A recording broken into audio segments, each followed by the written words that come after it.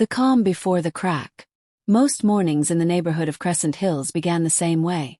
Sunlight slanting over beige rooftops, sprinklers ticking to life in perfect synchrony, and the faint hum of idling engines as commuters headed off to 9-to-5s.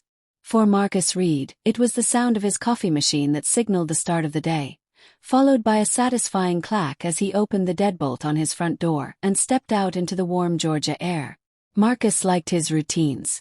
At 38, a former Marine turned cybersecurity consultant, predictability was a comfort, not a cage. His life was simple. Wake early, jog the loop around Oakview Pond, water his succulents, then get to work remotely from his home office. The Jeep, a slightly beat-up Wrangler with a matte black finish and reinforced tires, was more than a vehicle. It was his one piece of rebellion in an otherwise curated neighborhood. He'd bought the Jeep after returning from overseas, not just for off-roading but because it reminded him of something real, something useful.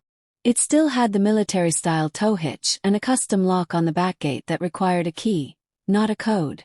The kind of thing that made HOA board members twitch. Crescent Hills wasn't exactly thrilled about Marcus or his Jeep. The neighborhood, 94% white according to the last census, wore politeness like a mask. Behind every neighborly smile was a subtle calculus. How long before he sells or we complain? The HOA, chaired by the ever-vigilant Karen Whitmore, had already politely requested he park the Jeep inside his garage. Problem was, his garage doubled as a gym. He liked seeing the Jeep in the driveway. It made him feel grounded. Maybe that's why they hated it so much. Karen lived 3 houses down. Her porch decorated year-round with seasonal wreaths and American flag